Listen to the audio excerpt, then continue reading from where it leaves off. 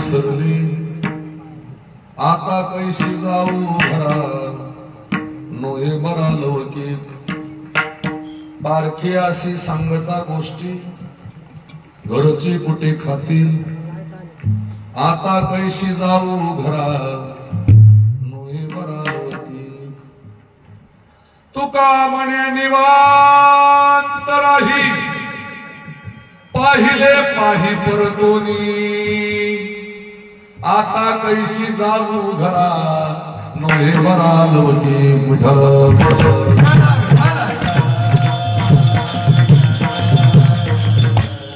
माझे हरिले चित्त भारवित्त विसरले माझी वाणी तुझे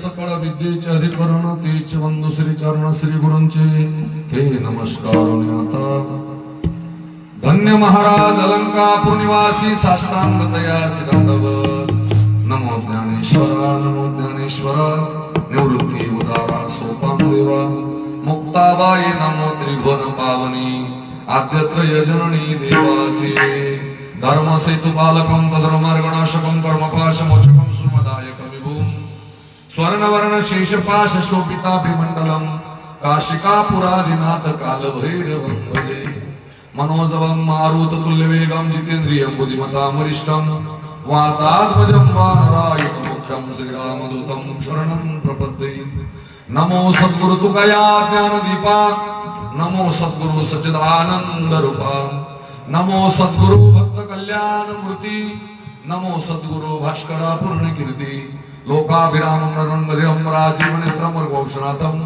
कारुण्यरूपं करुणाकरन्तं श्रीरामचंद्रं शरणं प्रपद्ये श्री गुरु ध्यान श्री गुरु रचन हे न भरता मती होईल मंदा श्री गुरु विठ्ठल भावे वंदा दाखवती निज परमानंदा प्रथम नमन करू गणनाथा उमाशंकराचे आसुता चरणावरी ठेवणी माथा साष्टांगाचा दंडवत दुसरी वंदू शारदाची चतुराननाच्या आत्मजा वाघ सिद्धी पाविजे सहजा तिच्या चरणोजा दंडवत आता वंदू देव ब्राह्मण ज्यांचे निपुण्य पावन प्रसन्न होऊन श्रोते जन त्या माझे नमन दंडवत आता वंदू साधू सज्जन रात्रंदिवस सरीचे ध्यान श्री विठ्ठल नाम उच्चारित जन त्या माझे नमन दंडवत आता वंदू रंगभूमिका कीर्तने उभे होती लोका टाळ मृदंग श्रोती देखा त्या माझे नमन दंडवत ऐसे नमन करुणी सकळा हरिकथा बोले बोबड्या बोला अज्ञान म्हणणे आपुल्या बाळा चालवी सकळा नामा म्हणे विठ्ठल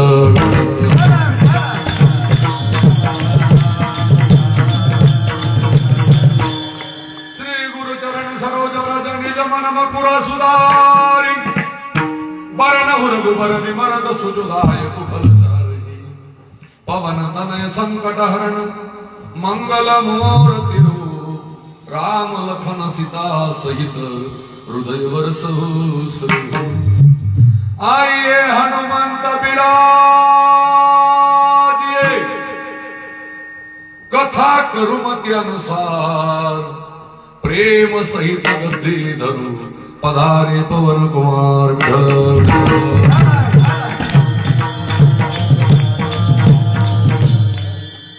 हरिने माझे हरिले चित्त भार वित्त विसरले आता कैशी जाऊ घरा नोहे बरा लौकिक प्रस्तुत भगवत चरणारी वंद सेवा समर्पण करण्याकरता निवडलेला आहोत.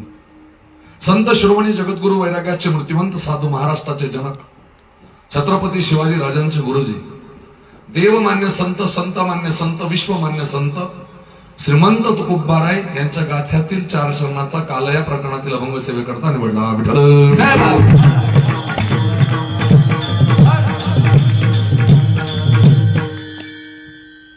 सेवेला प्रारंभ करण्यापूर्वी परिहारार्थ झालं सांगायचं झालं, गेल्या 8 दिवसापासून मी हेच सांगतोय, आज काही सांगायची गरज नाही.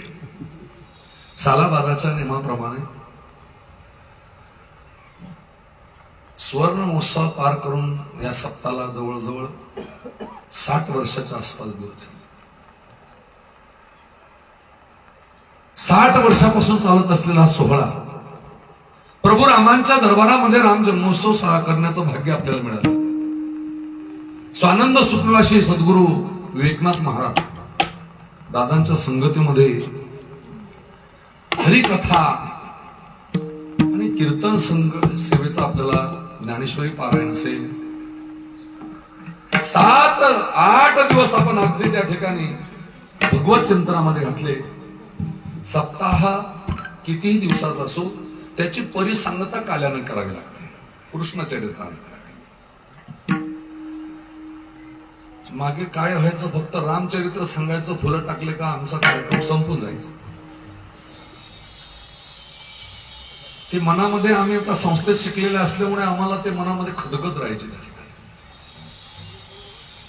पण महाराजांपुढे त्या ठिकाणी महाराजांच्या श्रद्धेला आता गावाचा अभ्यास आम्ही केलेला नव्हता. आणि महाराज म्हणायचे, दादा म्हणायचे की महाराज आपण असं जर केलं तर लोक काल्याच्या दिवशी येणार, पाहिजे तशी गर्दी राहणार नाही, गर्दी करता आपल्याला लोकांना प्रसाद घालता येणार नाही. मी दादांना म्हणायचो कधी कधी कार्यक्रम आपल्या देवाकरता करावा. विठ्ठल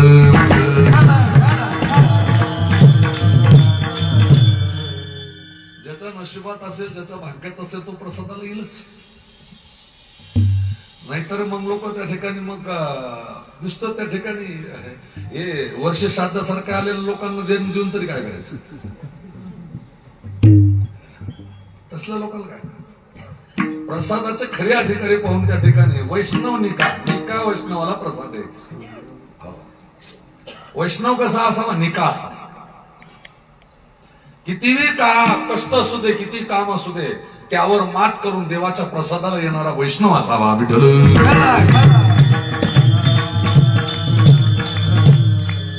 सगळ्याच्यावर मात केलेली त्या ठिकाणी. आता तुम्ही जे मंडपात आज आलेत ना, हे तुम्ही निके म्हणजे स्वच्छ हात. हो, सगळं सारून तुम्ही या ठिकाणी आलं.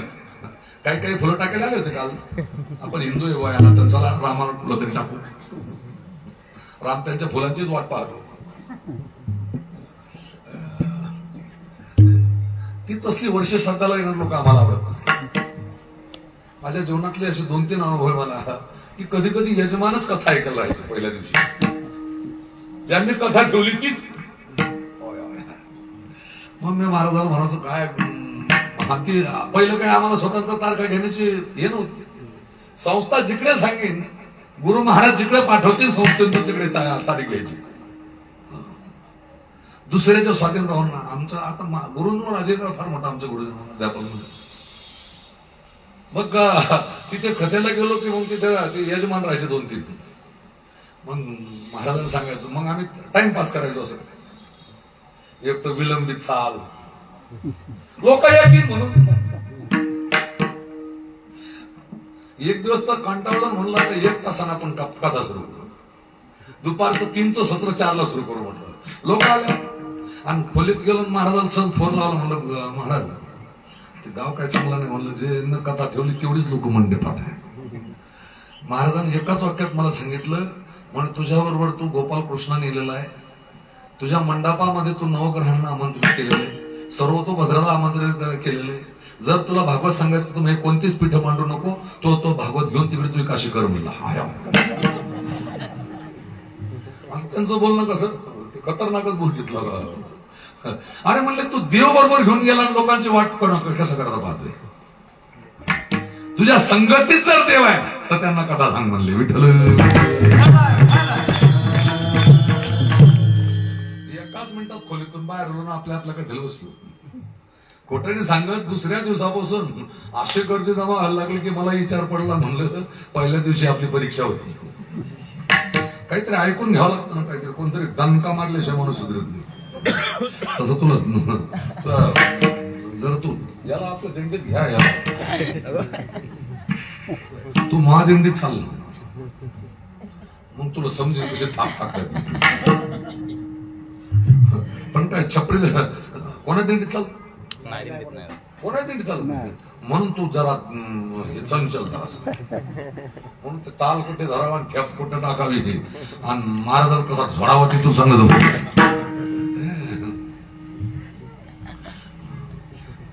कारण आमच्या संगतीत एकदा पक्वाजा आला की तो सरळ झाला समजा. पण मग आराम हा विषय माझ्या डायरीत नाही. मी चांगलं पाहत नाही, गायक लोकांना चांगलं पाहत नाही. मी जास्तीत जास्त 10 मिनिटं त्यांची वाट पाहतो. पुढच्या 10 मिनिटाला तो नाही आला तर दिवसभर त्यानं समजावं की आपल्यावर आज काय तडी जाईल भरोसा नाही. मी फक्त 10 मिनिट त्याला 10 मिनिटं फार मोठ्या वेचन दिलेले. दिंडी लागले 10 मिनिटात नाही गायक वादक आले तर मग आपलं फार डोकं हलून जाते त्या ठिकाणी. हे कशा करता करतो आम्ही, हे आमच्या करता करतो, हे तुमच्यात काही परिवर्तन घडावं म्हणून करतो. विठ्ठल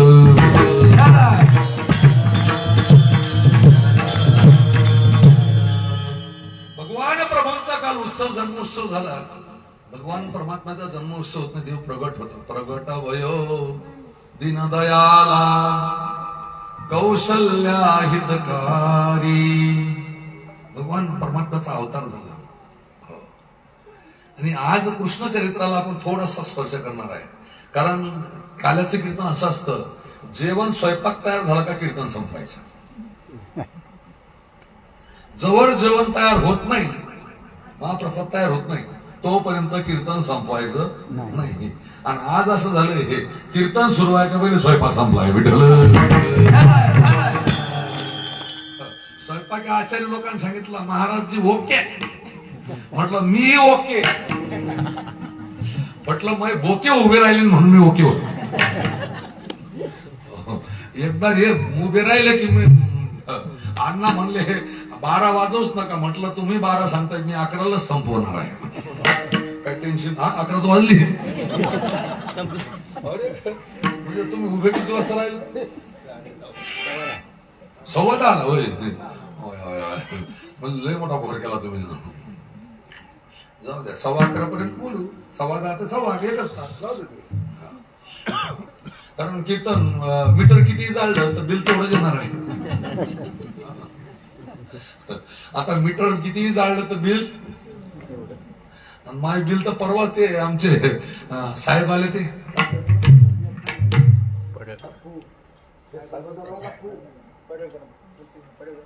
पडळकर साहेब डॉक्टर, ते निवृत्त झाले. त्यांच्या मुलांकडून त्या ठिकाणी आमची सेवा घडते. पाकिट त्यांच्याकडून आमचं ते परवाच झालेले गुरुजींच्या घरी. म्हणून किती मीटर जाळलं तर तेवढंच बिल येणार आहे. असू द्या, कारण काला हा असा विषय आहे की कधी कधी 3 तासही कमी पडतात, 5 तासही कमी पडतात. माझ्या जीवनामध्ये मी 6 तास 7 तास काला केला. 2-2, 3-3 गावचे भंजनी मंडळ थकवले मी काल्याच्या. कारण काल्याचा भागवतकार जो काला करत असतो त्याला त्या निपुण लीला माहिती असतात, देवाचं लीला चरित्र माहिती असतं त्या ठिकाणी. म्हणून मी बऱ्यापैकी त्या ठिकाणी कृष्ण जन्म केलेला आहे. आपण त्या ठिकाणी भगवान रांगायला लागले, पुतना वध केला, रिठा मारला, काग मारला, बग मारला, तो तृणावत मारला, आगासूर मारला, धेनुकासूर मारला. देव रांगत रांगत अंगणामध्ये उतरले. उतरल्यानंतर भगवान परमात्मा त्या ठिकाणी रांगोळीची नासधूस केली, रांगोळीवर धार मारली, अष्टसिद्धी महानी नाकारले देवाने. मग देवाच्या लक्षात आलं आपल्या गोकुळामध्ये पोरं असे सदृढ असले पाहिजे, मजबूत पोरं पाहिजे. पोरांना नावं विचारली, तुझं उभं आहे बा, तुझं नाव काय?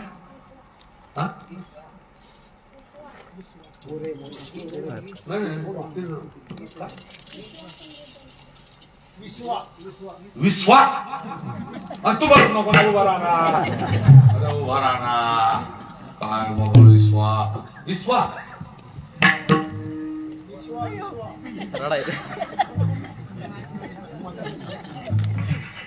विश्वा तू उभा राहणार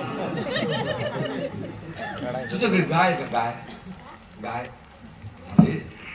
बस तू बाळ बाळ तुझं नाव काय हा समर्थ हा भारत नाव मस्त मस्त घरी गाय का अरे बस नको ना गाय का घरी गाय नाही अरे बस काय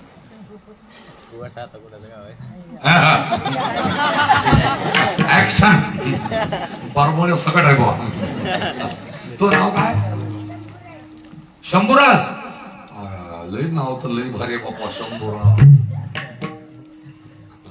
टोपी मस्त घालून लावून काढतात तू शंभूराज तरी गाय का गाय हा म्हणूनच तसा आहे मस्त आहे मस्त आहे वा वा दूध पितो का तू हा म्हणून बस वा वा असं मस्त नाव पाहिजे विश्वा नाव काही सांगू नाही मला आवडलं गोपाळांचं नाव इतकं सुंदर तो नाव काय श्रीराम श्रीरामासारखा जिथे मस्त घरी गाय का गाय गाय नाही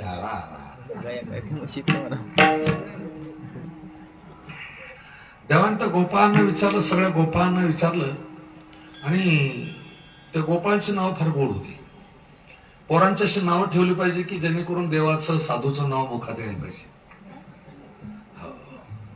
नाही तर काळ फार कठीण आहे या धकाधकीच्या जीवनामध्ये माणूस विसरतो आज्या मेळानं एकाच पोराचं नाव नारायण ठेवलं होतं म्हणून उद्धार झाला नाही तर नाव इतके घाणेरडे आता पोरांचे त्या ठिकाणी एखादं जर जुनं नाव ठेवलं तर बाया म्हणतात असं जुनं नाव नको मग कवळे नाव कोणते विकी पोरीचं नाव डॉली आंटी घाण नाव आहे ती विठ्ठल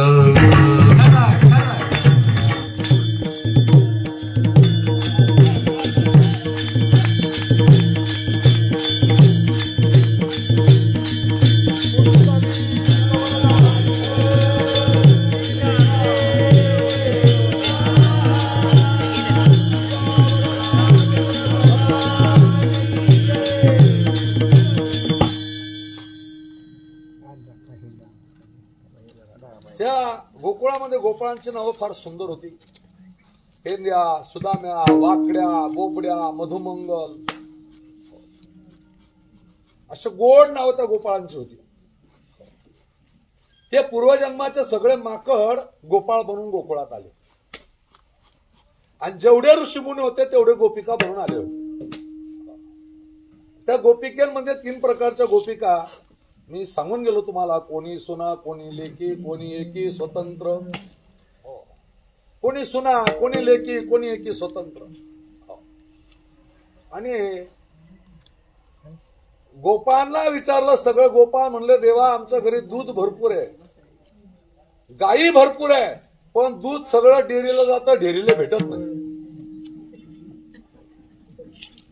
सगळं डेअरीला जातं डेअरीला भेटत नाही खंगाई खंगाई संगई संगई समजतं का तो आम्ही बादल्या धुवून चहा पितो म्हणले बाबा आणि तुमच्याकडे तर पाऊस नका त्या गायले माय बिनी रात बाप बिनी डुकरासारख्याच बोंबालता त्या त्यांचं गाय नाव कसं ठेवलं मला समजत नाही विठ्ठल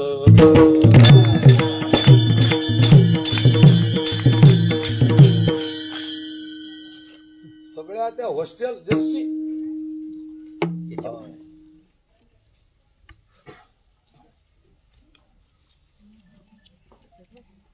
दही दूध विकायला जाता देवानं विचार केला गोपाळांना सांगितलं आपल्याला आंदोलन करायचं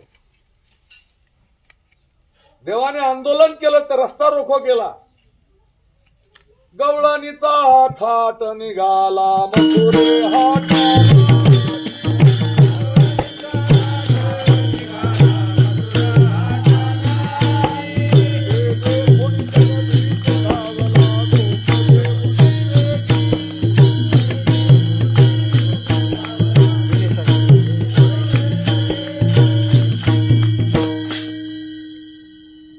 गवळणीचा थाट निघाला मथुरे हाटा लागी, ते देखोनी जगदीश धावला गोप घेऊनी वेगी. त्या गवळणी देवाला प्रार्थना करायला लागल्या, सरसर परता नको आरुता येऊ, तुझा संग झाल्या मग मी घरा कैशी जाऊ. त्या गोपिका म्हणायला लागल्या, कृष्णा तुझा जर संग झाला तर आम्ही घराला कसं जाणार, आम्ही सासूरवासी आहे, आम्ही सासूरवासी बहुजनी, तू शारंग पाणी, तू एकटाच आहे, हृदय मंदिरी ठेवून तुझला जाऊ मथुरा पंथी. म्हणलं तुला आम्ही हृदयात बंद करून ठेवू, पण आम्ही सासूरवासी आहे. देवानं त्या सासूरवासी गवळणीचं गाराणं ऐकलं, गाराणं ऐकलं, म्हणले जाऊ द्या, म्हणले मग चोर विद्या प्रसारक मंडळाची स्थापना केली. पण काही काही गवळणी त्या ठिकाणी रस्ता चुकून जायला लागल्या, एकच रस्ता होता, पण काही गवळणी रस्ता चुकून जायला लागल्या. मग देवानं असे काही गोपाळ असे झाडांवर बसवले होते, कोणत्या रस्त्यानं कोण जाते म्हणून इशारा केला. त्या एक गवळण सासूरवासी होती, इतका सासूरवास होता तिला की समाजात सुद्धा ती चालत नव्हती, सासूच खड्याळ होती. पूर्वी सासूरवास होता, आता सुनवास. पूर्वी सुना रडायच्या, आता सासवा रडतात. आमच्या तिकडचं सांगतोय, अजून 2 तास राहायचंय तुमच्या.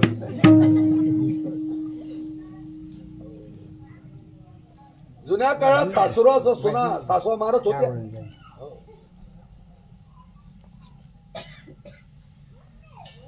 लाईट काय, लाईट वाल्याला फोन करा. हा ना,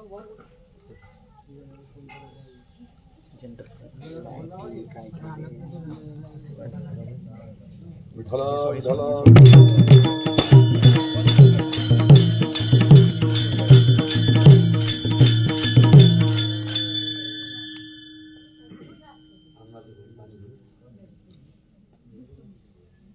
तिकडे जा, फिल्टर जा, जारचं पिक. विठला विठला.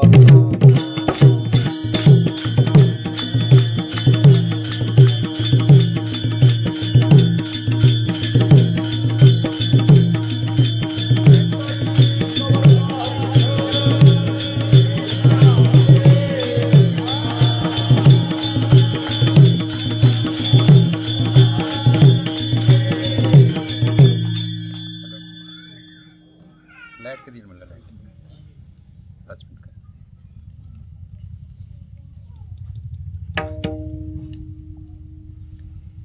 ते काय झालं, राजसत्ता ही धर्मसत्तेशी निगडीत राहिली आणि त्याचा हा परिणाम. रोजामध्ये लाईन घालून पाच जा म्हणा तुम्ही. हिंदू धर्म पांगळा व्हायला कारण आपलेच आहे त्या ठिकाणी. आता माहित नसतील की इथल्या वायरमन लोकांना किती कार्यक्रम चालू आहे माहित असते. आता सोशल मीडियानं त्या ठिकाणी व्हॉट्सअपला सगळं, पण नाही ते त्या ठिकाणी ते हिंदूंच्या कार्यात असंच करता येईल. यांचं कधी बरं हो नाही.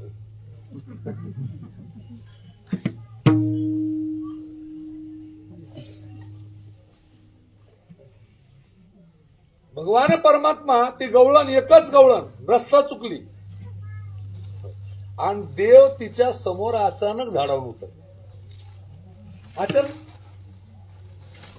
जसं अचानक देवाला पाहिलं ती घाबरली. मग तिला रस्ता सुचेना. मय भोली घरा जानी वाट, गोरस बेचनी आई हाट. ती रस्ता विसरली. कशामुळे विसरली? अभंगाचं पहिलं चरण. हरिने माझे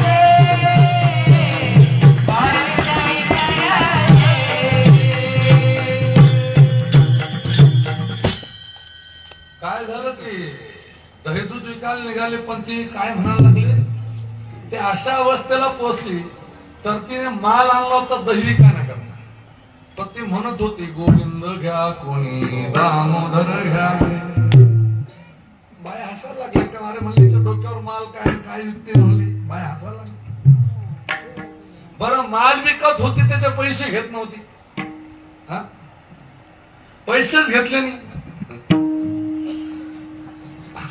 आता घरून इतका माल नेला त्यातल्या त्या सासूरवासीन माल नेला आणि पैसे नाही घरी नेले तर घरी घरचे लोक हायगाई करतील का पण तिला महाराज येऊन भेटले आणि सांगितलं का ग म्हणले तुझी अवस्था कशाने झाली तर ती सांगते हरिने माझे हरिले चित्त भार वित्त विसरले वित्त म्हणजे पैसा मी जो माल आणला होता भार जो आणला होता त्याचा पैसाच घ्यायचा विसर म्हणून आता मला असं टेन्शन आलं की घरी कसं जावं अभंगाचं दुसरं चरण आता कैसे जावो गंगा, आता कैसे जावो गंगा, आता कैसे जावो गंगा, आता कैसे जावो गंगा, आता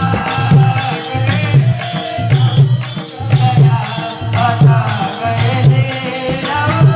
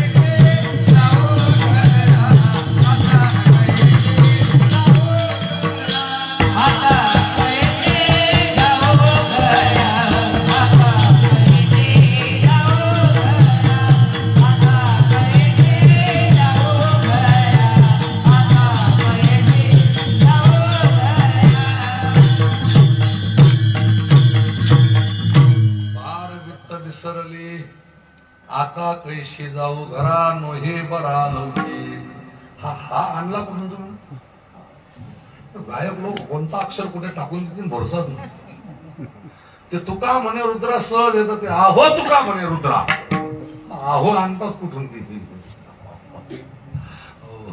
महाराज हा नका म्हणे सहज येते नाही नोहे बरा लवकी हा नाही हा आणलं की सगळं समीकरण बदलून जातं रचनाच बदलतं ना हा लौकिक कोणता लौकिक देवाच्या स्थितीतला लौकिक भार वित्त विसरली वित्त म्हणजे पैसा वित्त म्हणजे देणं आता त्यावेळेला पैसेच देत होते दया दुधाच्या मोबदल्याला असं नाही मग काही भार द्यायचे त्या ठिकाणी म्हणजे भारोभार ज्वारी बाजरी असं जो माल असला तो द्यायचा त्याच्या मोबदल्यात पैशाला लय मोठं महत्व होतं त्या काळात आणि त्या काळात पैशाच्या नाणी द्वापार युगातला पैशाच्या नाण्यांचा विषयच नव्हता त्यावेळेला काय तर ठोकले ढेले झाले असतात म्हणून भार म्हटलं त्या ठिकाणी आणि वित्त त्यावेळेचाच वित्त अक्षराला त्या ठिकाणी वित्त म्हणजे पैसा हे सगळे विसरली काय घ्यायचा माल घ्यायचा भारच विसरली म्हणून आता घरी जायचं शरम आहे त्या ठिकाणी घरी जायचं लाजच वाटायला आता समजा आमचा इजू घरी गेला आणि बायको काही दिलं नाही तर का बायको काय करेल तो पहिलेच विचारला मला की घरी पैसे किती देऊ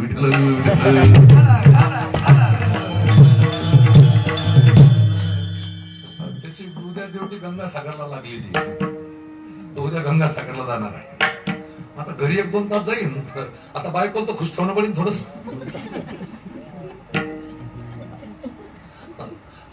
नाही तर मग एकीकडे एक तंगड बायकोत आणि एक तंगड माहित आणि मग घरी जाताना पैसा महत्वाचा आहे त्या हरीनं तर माझं चित्ताचं हरण करून टाकलं. मी पैसे घ्यायचे तर विसरली. आता घरी जायचं बरोबर नाही वाटत त्या ठिकाणी. मग तुकाराम महाराज म्हणले, महाराज तुम्ही माझ्याशी बोलताय हे जर आमच्या घरच्या लोकांना माहित पडलं, आमच्या घरच्या विषय माहिती आहे का, ते इतके विचित्र आहेत की आता त्याला मी काही काही वापरत असतो, तुम्हाला समजेल असं बोलतो. आमच्या घरच्या लोकांचा कोणावर विश्वास नाही, म्हणून ती घरची लोक त्यांना माहित पडलं मी तुमच्याशी बोलते असं जर माहित पडलंच तर ते काय करतील, अभंगाचं तिसरं चरण. पारखी अशी सांगता गोष्टी सांगता गोष्टी हो पारखी अशी सांगता गोष्टी पारखी अशी सांगता गोष्टी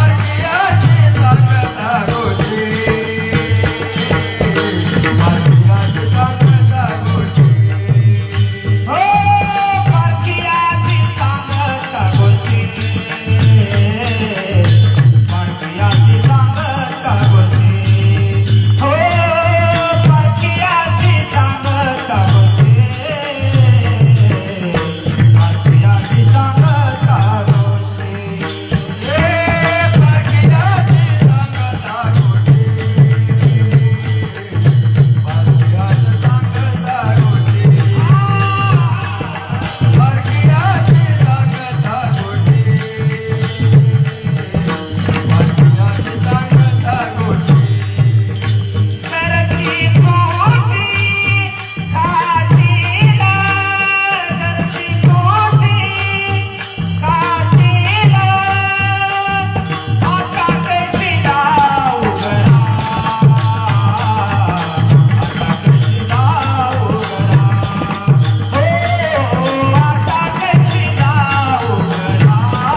गोष्टी पारखियासी सांगत गोष्टी घराची कुठे खातील तुम्ही परक्या.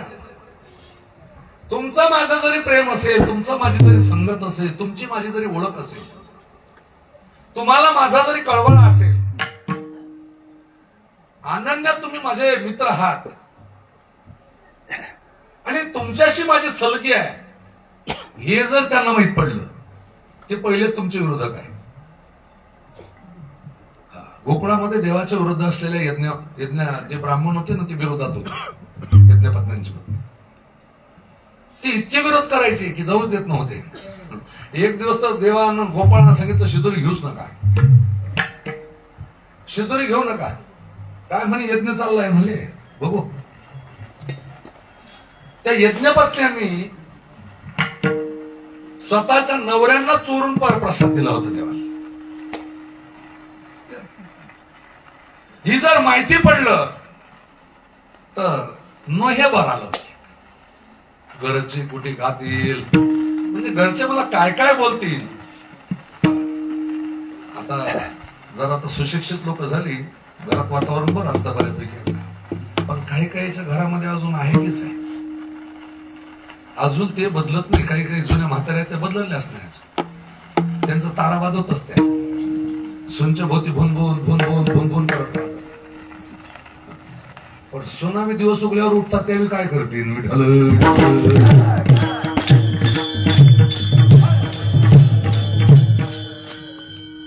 इकडचं सांगत नाही का, तिकडचं सांगतो सध्या. मग आमचं आमचं झालं इकडचं झालं, तिकडे गेलं का इकडचं सांगतो आमचं काय म्हणलं. म्हटलं आता तुकाराम महाराज म्हणले, अगं म्हणले तू दही दूध विकायला गेली, देवानं तुझ्या चित्ताचं हरण केलं हे तुला कळतं? म्हणे हो. मी तुझ्याशी बोलतो हे तुला कळतं? म्हणे हो.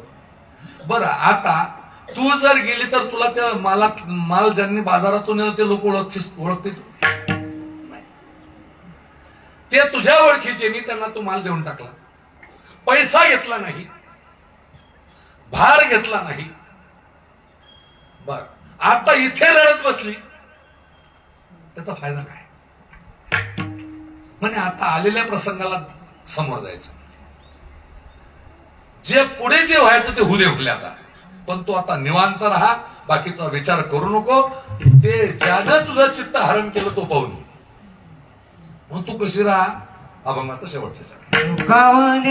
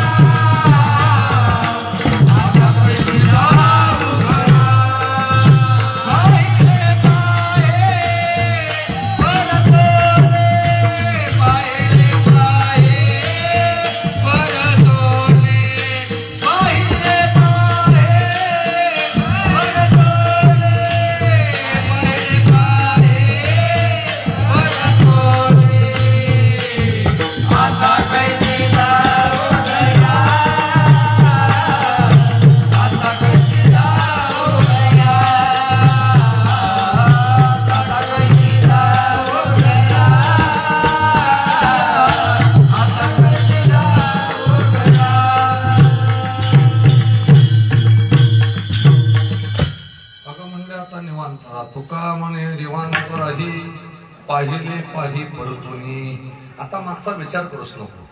माणसाच्या जीवनामध्ये पुढे चालत राहा, मागचा विचार करू नको. काही काही लोक आता दात पडल्यावर म्हणता आम्हाला तर माळकरी व्हायचं. दात पडल्यावर म्हणते, मी म्हणतो आता कशात थोड्या करता वाटून जातो. नाही महाराज आता बरं वाटतं माळ हात घेतं ते आम्हाला सांगते. पण काय म्हणता बाबा आमच्याकडून लयच मोठ्या चुका झाल्या ना, आता काही फायदा होईल का? तुकाराम महाराज म्हणतात मागे झाले ते पाहू नका, पुढे जामीन आहे. आद्य कवी वाल्मिक होते. वाल्ह्याचा वाल्मिक आद्य कवी झाले. त्यानंतर गुरु प्रभू रामचंद्रांची मुलं ज्या वेळेला शिकायला गेली त्यावेळेला महर्षी वाल्मिक झाले. ज्या वाल्ह्यांचा वाल्मिक होतो तसं माणसाच्या जीवनाचं परिवर्तन आहे त्या ठिकाणी. नाहीतर हरिभक्तीपरायण लक्ष्मण तात्या त्यांचा इतिहास सांगतात. आज ते गुरुप्रसादानं कीर्तनकार आहे. मला मला तर पहिले त्यांच्या गाडीत बसायचं म्हणलं ते ड्रायव्हर असले का पहिली भरी वाटते जीव भीतू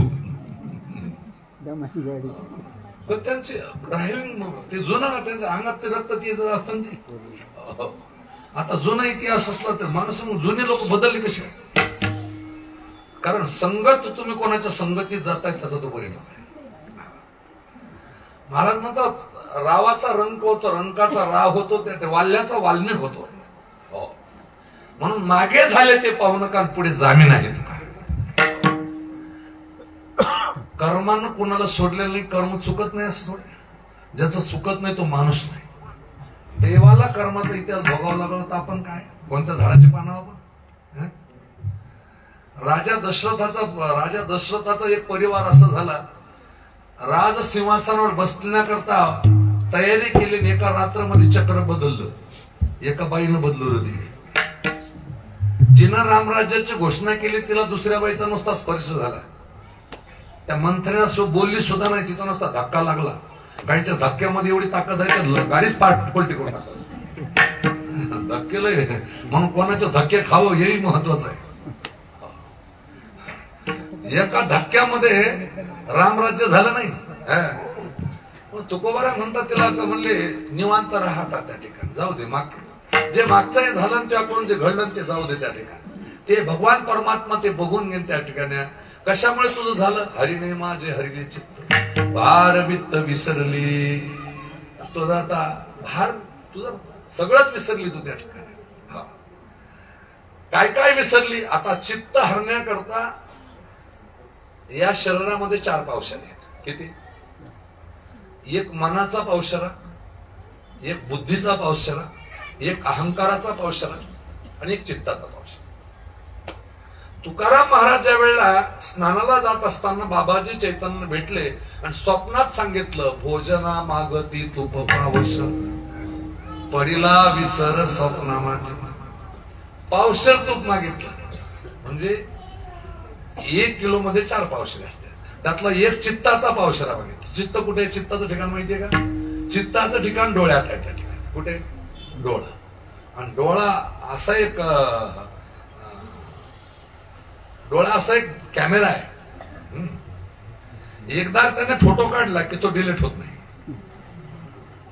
आता हे कॅमेऱ्यांमध्ये फोटो बरेच आहे पण ते डिलीट होतात ते बटन टाकलं डिलीट होतात पण डोळ्या नावाचा असा कॅमेरा आहे तो चित्तात भरला डोळ्यातून कानात जातो कानातून बुद्धीत येतो बुद्धीतून वाचेत येतो त्याचा करंट असा आहे मनाचं ठिकाण कान आहे वाणीचं ठिकाण अहंकार आहे चित्ताचं ठिकाण डोळा आहे आणि वाणीतून अहंकारातून तो बाहेर पडत असतो आणि माझं ते काय झालं नेमकं तसंच झालं भार वित्त विसरली आणि त्याच्यामुळे माझं चित्त हरीनं हरलंय त्या ठिकाणी तसं आपलं चित्त सुद्धा हरीनं हरावं आणि हरलेलं 7 दिवस त्या ठिकाणी आता आम्हालाही असं वाटतंय की आता कैशी जाऊ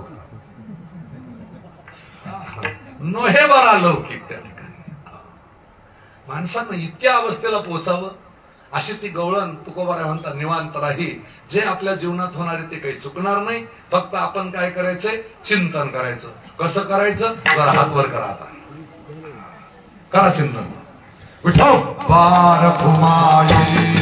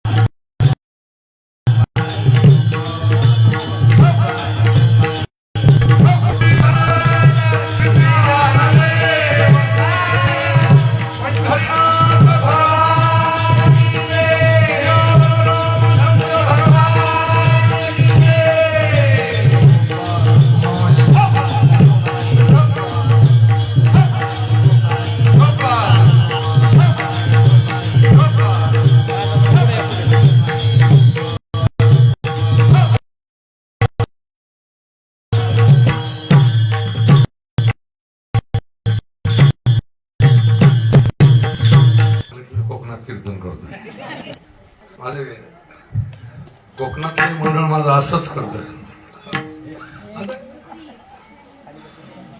मला लग्नात बी अशी हार नव्हती बरं, पण ही परंपरा फडकरी परंपरेमध्ये कीर्तनकाराला शृंगार करण्याची पद्धत आहे.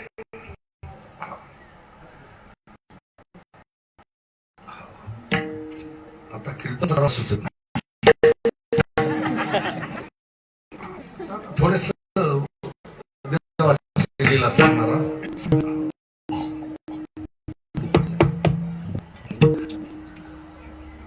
हा फोटो जळणाकर पाहतील, वाडा पालघर ती पाहतील, पुरणवाले होऊन आमचंच घेतलं का ह्या पाडेगावच्या लोकांना. आमचे आताच वारीमध्ये होते बोरावके, खूप आनंद लुटला. आणि मी लोणंदला जसं आलो तिथे माझ्या स्वागताकरता गुच्छ घेऊन आले. म्हटलं बरं झालं त्या गुच्छाची पाल नाही झाली तर.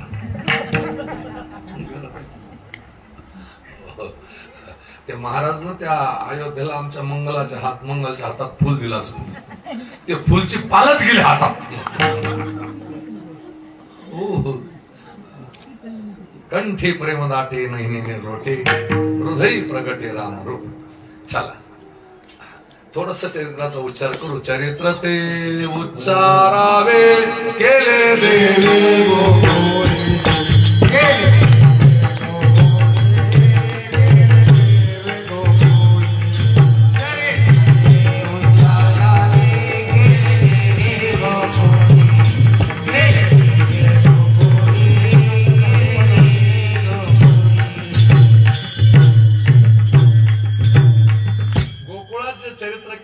उच्चार करायचा, आचार करायचा नाही.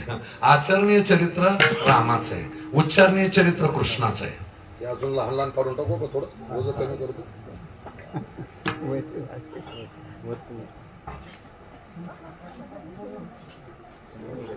आता हा एक राहू देतो ना, मला ओझही कमी होईल त्याचं. सरळ करा,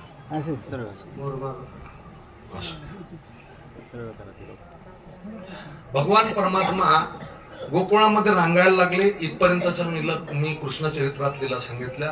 देवानं स्वतःच्या घरात पहिली चोरी केली, मग इंगूच्या घरात केली, इंगूच्या घरात केली, राधेच्या घरात केली. इंगू रंगू राधा गोदा यमुना जमुना या सगळ्यांच्या घरात चोरी केली. सगळ्या गवळणी सकाळी उठल्या, त्या म्हणायला लागल्या पहाती गवळणी तवती पालथी दुधाने.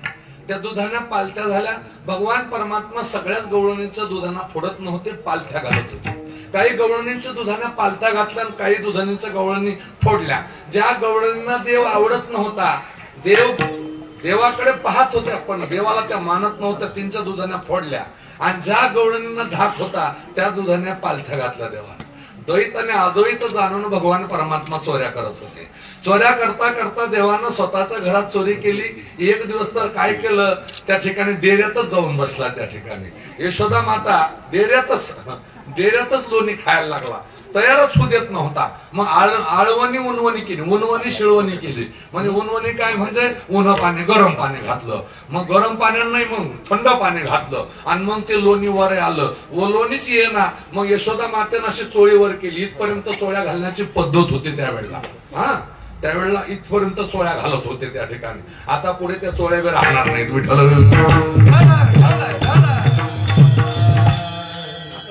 गेल्या गोकुळातल्या त्या ठिकाणी.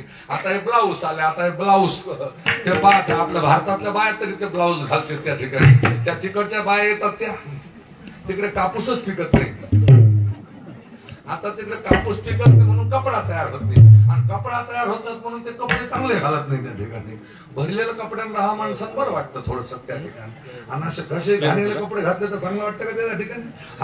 ते गोव्याला फिरायला जाणाऱ्या लोकांना बरं आहे ते समजा, पण असं देवदर्शनाला जाणाऱ्या लोकांना शोभत नाही त्या ठिकाणी. हा पाहणं आमचा शंभूराज कसा दिसतो बरमुड्यावर. तो ना आता कॅमेऱ्यातच आला तुम्हा. विठ्ठल विठ्ठल.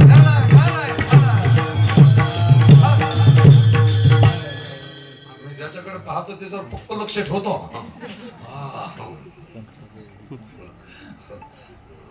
भगवान आता देवानं चोऱ्या केल्या तर चोऱ्या कोण चोरी सापड्या ना. पण एक दिवस काय झालं, हे पेंद्याला दुर्बुद्धी सुचली. चोरीचं शास्त्र आहे, सांगू का कोणाचं? पण तुम्ही चोरीने केली म्हणजे बरं होईल. चोरीच्या शास्त्राच्या आचार्य कफलक मुनीनं चोरीचं शास्त्र सांगितलंय.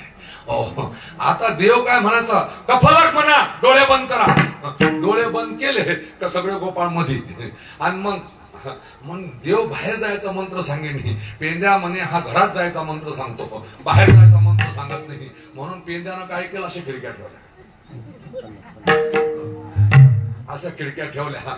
देवानं सगळ्या गोपाळांना घरातून बाहेर काढलं आणि पेंद्याला नेमका सवाण्यात अडकवला. सवानं समजतं ना तुमच्याकडे काय म्हणा, छताला खिडकी, आमच्याकडे सवानच म्हणायचं. आणि काही भागामध्ये धार अर्धा पेंद्या खाली ना अर्धा धार्यात अडकवला. त्याची शेंडीच वर होती. त्या गवळण्यानं खाली झटका मारला का देव शेंडी तानाची शेंडी. जसे शेंडीला झटका बसला का तो पेंद्या बोंबलायचा, उसना वाचाव. देव म्हणे का रे खिडक्या ठेवशील का? तो म्हणे ठेवणार नाही. प्रसाद देऊन मुक्त केला. सकाळी ते गवळण उठले आणि आपल्या सासूबाईला सांगितलं, म्हणे आत्याबाई आपल्या घरात जी चोरी होते ते नंदाच्या पोराशिवाय होत नाही. म्हणती नंदाची या पोरे नंदाच्या पोराशिवाय चोरी होत नाही असं म्हणतेस का? मग तिनं ऐकून घेतलं आणि तशीच्या तशी यशोदा मातेकडे आले. यशोदा मातेला सांगितलं, नंदा राणी पोरगा चोऱ्या करायला लागला. म्हणे कोणाचा? म्हण तुझा कृष्ण. म्हण बाई कशाची चोरी केली? म्हण माझ्या घरात लोणी चोरलं, दही चोरलं, माखन मिश्री खाल्ली. म्हण बाई इमानदारीने सांग तुझ्या घरी गाई किती आहे? तुझ्या घरी गाई किती आहे? म्हणे 5. माझ्या घरी गाई किती आहे? 9 लाख.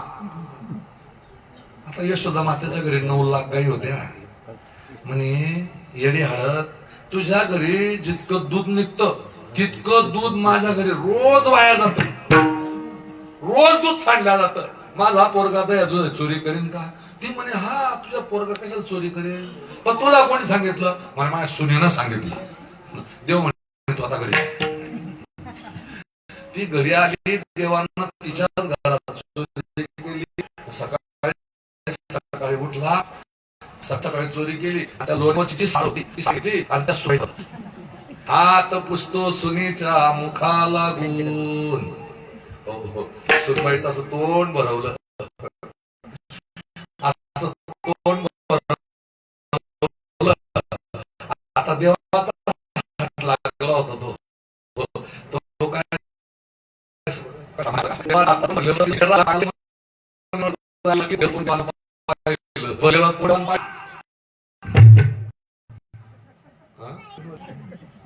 मम्मा नम्मा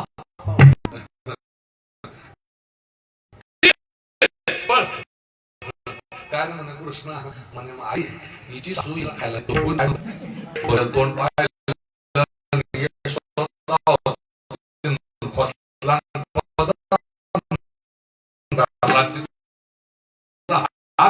आणखीन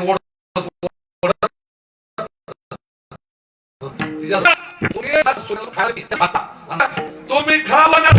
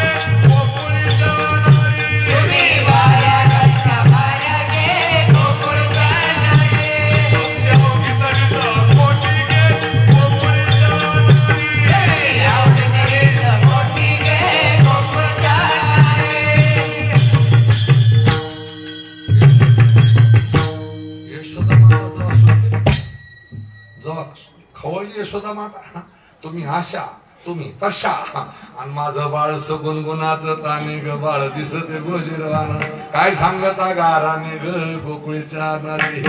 त्या सासून सुनबाईल मारलं, मी होतो गंमत पाहायला. सुनबाईल मारलं, त्या सुनबाईनं जेवण केलं नाही, पाणी पिलं नाही, अशीच बसून राहिली, रडत रडत राहिली. पण ती म्हणे रडून फायदा होणार नाही, याला भेटायला जायला पाहिजे आपण. कोणाला?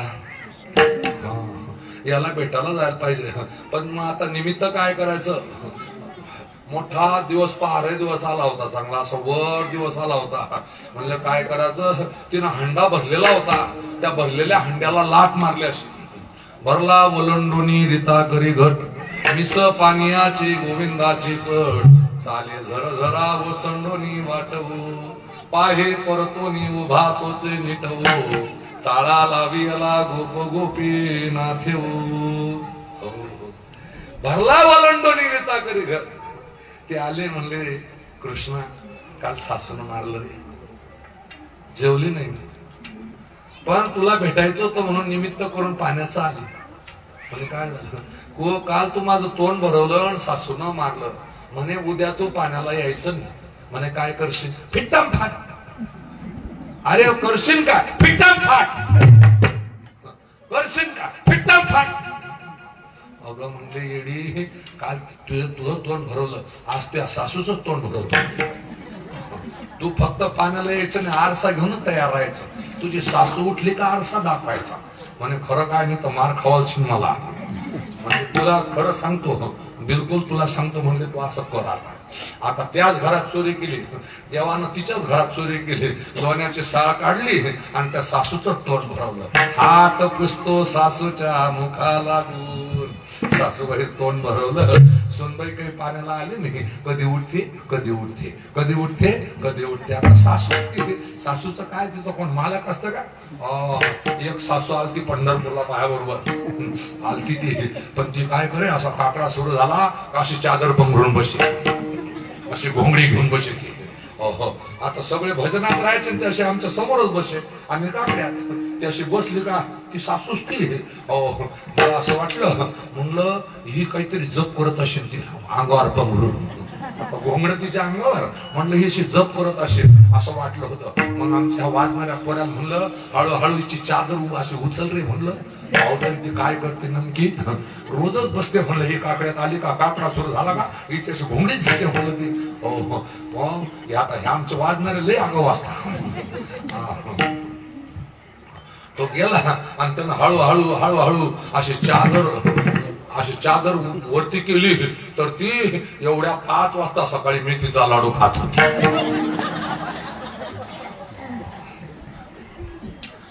मी म्हणलं मावशी आमचा काकडा चालू आहे, आणि तुम्ही असं एवढ्या सकाळी मेथीचा लाडू खायच काय काम? जरा उशिरा. नाही महाराज, सुनबाईन सांगितलं होतं 5 दिवसाचे 5च लाडू दिले होते. असे एरवी माणसं राहता, पण काकड्याच्या टायमाला संधी राहते, म्हणून मी एकटीच खाते. म्हणलं जिकडे पाणी नाही तिकडे नेऊन सोडलं पाहिजे तुले, त्या सीतामाईच्या डोंगरावर. विठ्ठल विठ्ठल.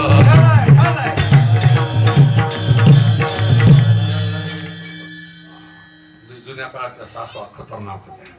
आता जुन्या काळात लग्न होते, आता का लग्न राहिले का?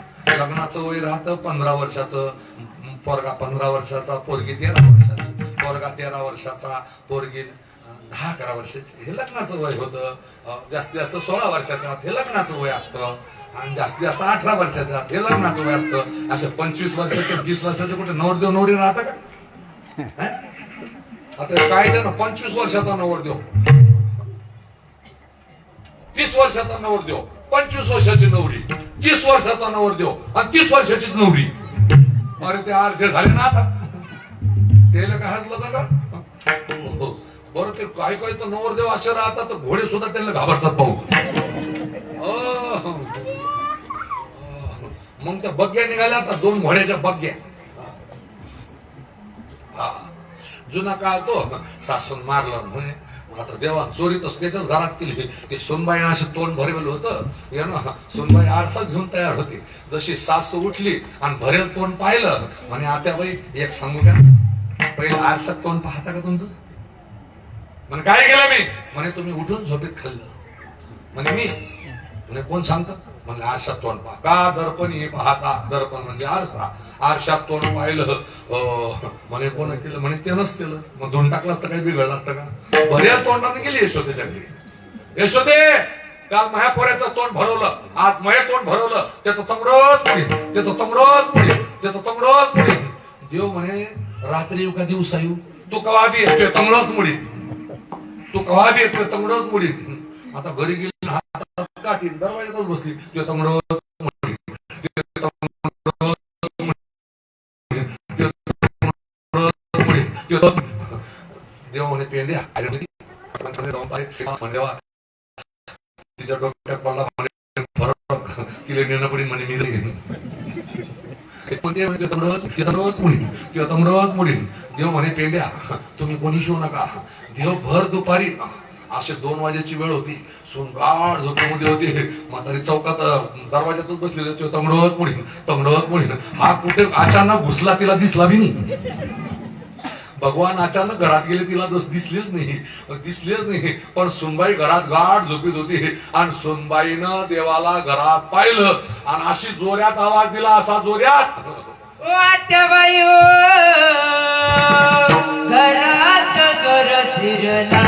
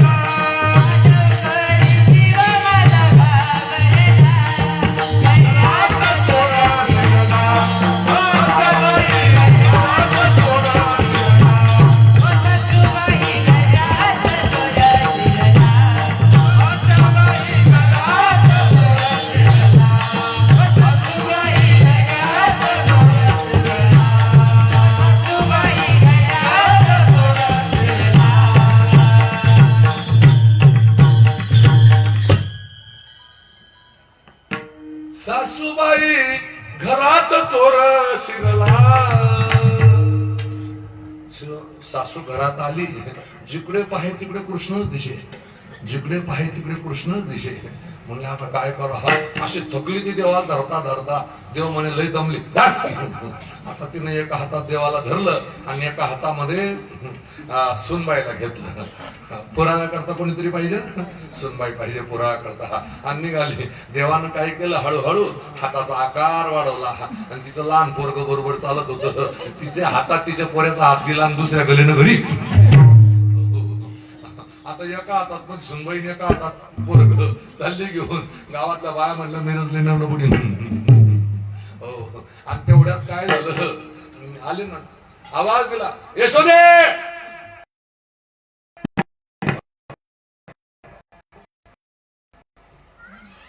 आवाज दिला यशोदा माता. देव म्हणे आई आता तिच्या कड्यावर घेतलं आणि ती बाहेर आली. ती म्हणे हिच्या कड्यावर आहे, मग आपल्या हातात कोणी?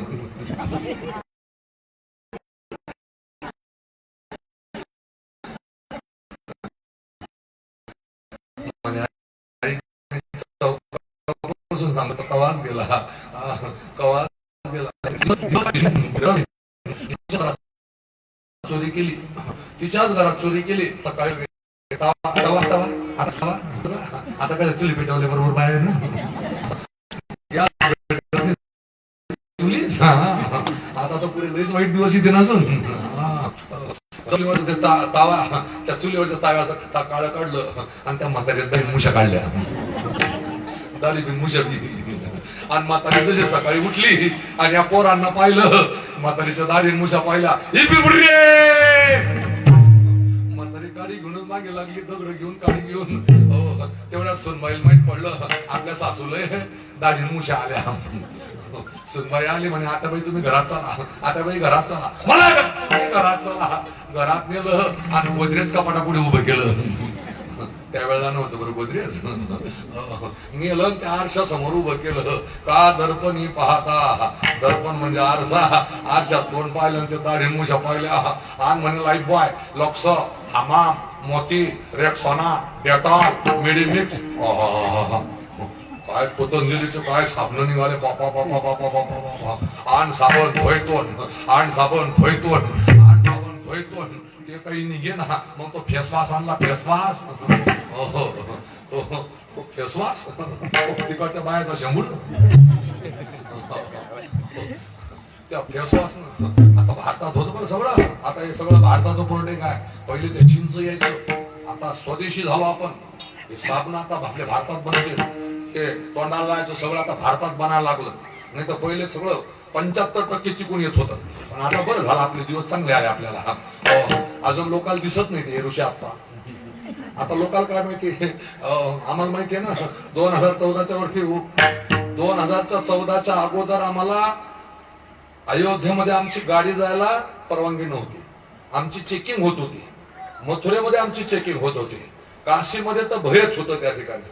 आता आम्ही इतके स्वतंत्र आहोत, आमची गाडी काश्मीरच्या बाल्टालला जाते तरी कुठे चेक होत नाही. इतकं स्वातंत्र्य आम्हाला झालं. हे आमचे आजचे दिन आहे.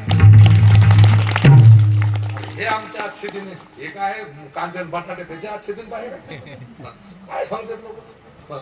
अरे भारतातला कोणता बी रोड असा होतोय का बस. तर त्या रोडवाल्याला तुमच्याकडच्या लोकांना जरा असेल, त्या कॉन्ट्रॅक्टरला जरा विचारपूर्वक सांगलं पाहिजे. अरे डायरेक्ट गावाचे रस्ते बंद करणं असं कायदा आहे का त्याचा.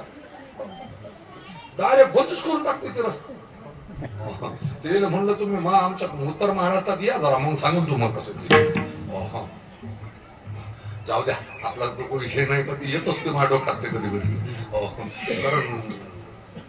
कारण आम्ही राजसत्ता आणि धर्मसत्ता निगडीत आहोत म्हणून ती येत. जाऊ द्या.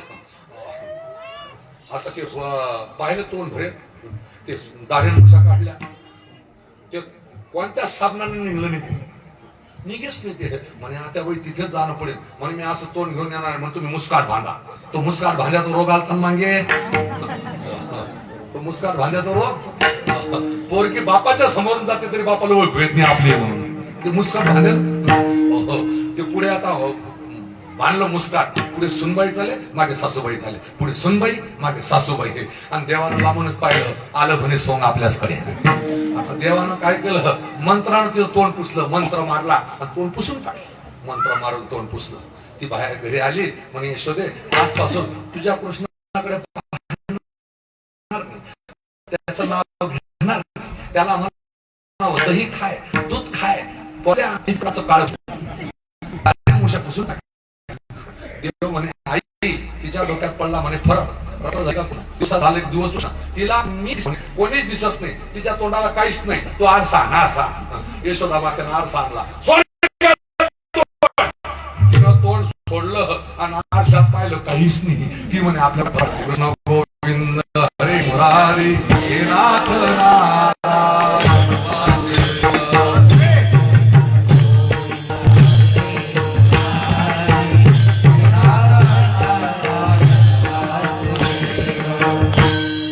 वाजले की 12 झाले. बरं झालं 11 सोडलं, 12 सोडलं. आता अण्णाने सांगितलं बाबा उरका आता. झालं झालं ऑर्डर झाली. मग काय झालं आपलं विधी. एक एक गवळण घराने सांगायला आली. दुसरी आली धावत येणे ग बाई, काय केली मात. मुखाशी मुख चुंबन घेत, गळ्यामध्ये हात घालीत. धरू जाता सापडी ना यशोदे बाळ तुझा. अगं यशोदे, परवाला माझे घरा दारी निजला होता म्हातारा. परवा माझ्या घरी आला, माझा म्हातारा दारी निजला होता. आता त्याची ढेरी मोठी होती. यानं ताकाचा डेरा उचलून आणला. जसा ताकाचा डेरा आणला आणि त्या ढेरीवरच आदळला. परवाला माझ्या घरा दारी निजला होता म्हातारा. घेऊन ताकाचा डेरा सैरा त्यावरी फोडला. आवरी आवरी आपुला काना नाशिल्या मुच्या सुना. अजून का लाज नाही तुझ्या मना, तुझा तुला गोड वाटे काना. येतो आमचे घराशी धमकवितो लेकी सुनाशी. आमच्या घराला येतो म्हणले. एक एक गवळणी घराने सांगायला आली. ती सरी आली धावणी येणे ग बाई, काय केली करणी. पतीची दाढी माझी बेबी, दोहीची गाठ घालोनी. गाठबाई कुणाशी सुटेना यशोदे बाळ तुझा ताना यशोदे कृष्णाशी सांगावे गोकुळी राहावे का जावे. तेवढ्यात नामदेव महाराज आले. नामदेव महाराजांनी सांगितलं माई हा काही तुझा प्रश्न साधा नाही. हा ब्रह्मविधीचा जनिता तुम्ही याला धरू पाहता. हा कैसा येईल हातागे गोकुळीच्या नारी. हा हातात येणार नाही. नामा म्हणे यशोदेशी तुझा ग ऋषिकेशी बहु छळवितो आम्हाशी ग गोकुळीच्या नारी. नामदेवरायाची साक्ष ग्राह्य धरली आणि देवाला शाळेत घातलं. आता जाई वना सवे घेऊन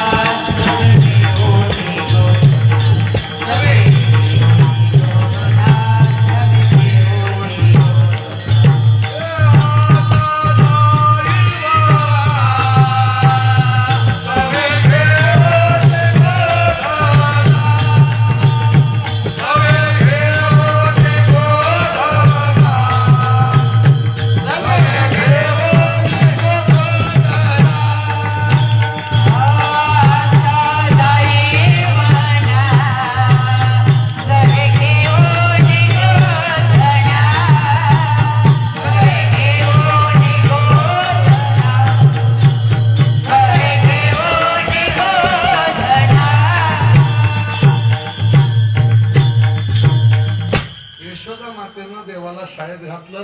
जुन्या काळातली शाळा होती. खांद्यावरी कांबळा हातामध्ये काठी चारी बसी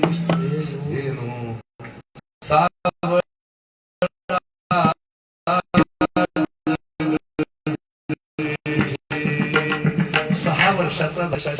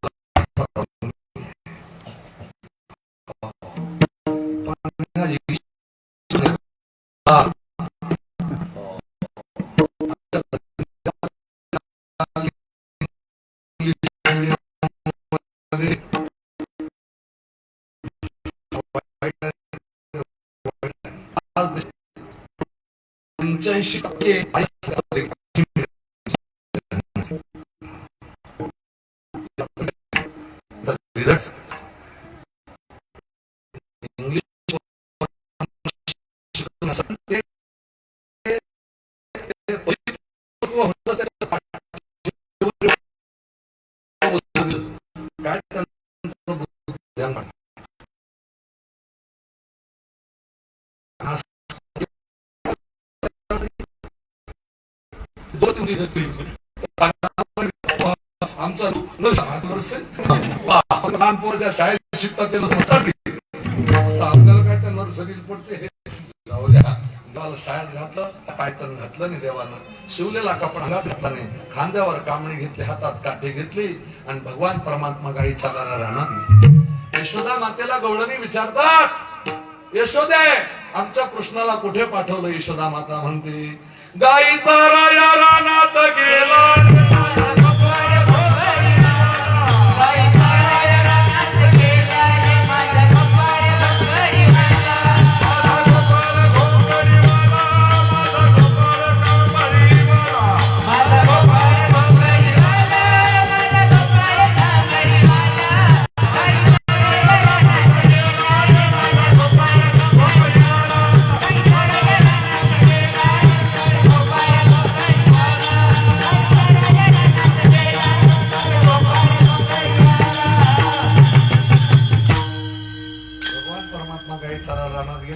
जुन्या काळाचे मर्दाने खेळ खेळले. हमामा पोऱ्या हमामा रे कुमारी वाजे हमामा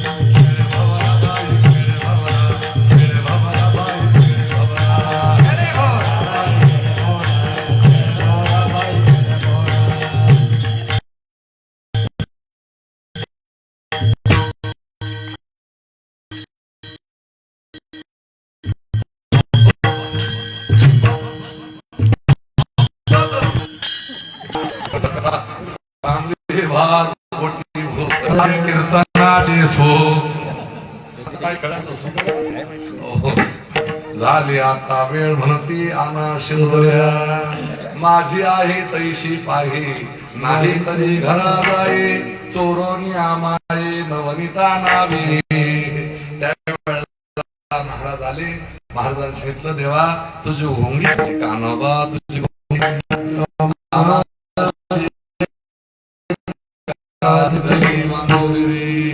अरे आमची तसं आहे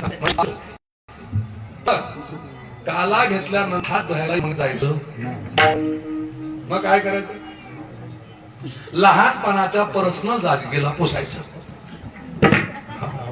समजलं तुम्हाला लहानपणाची जागा हो. सांगा टीव्ही आत पुसा हो पण धुवायला न्यायचं का बरे तेव्हा म्हणे ते स्वर्गातले लबाड देव मासे बनून आलेले काला हो. हा काला वैकुंठात दुर्लभ आहे हो म्हणून इथे आता कोण आलंय तुम्हाला सांगू भगवान काल उत्सव झाला जगाचा बाप भगवान परमात्मा गुढीपाडव्यापासून तर आतापर्यंत जवळ हंडी फुटत नाही तोपर्यंत एकदा हंडीतला प्रसाद देवाला गेला की भगवान इथून मार्गक्रमण करतील निघतील प्रसाद देऊन जाते ना आपल्याला भानुदास गीती गात